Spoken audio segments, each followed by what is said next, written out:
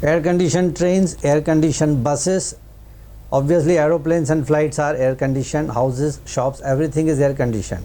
But have you ever heard that the bus stops, I'm not talking about the big bus stops, but the small kiosk like small bus stops on the streets, on the highways in Dubai are made up of air conditioned.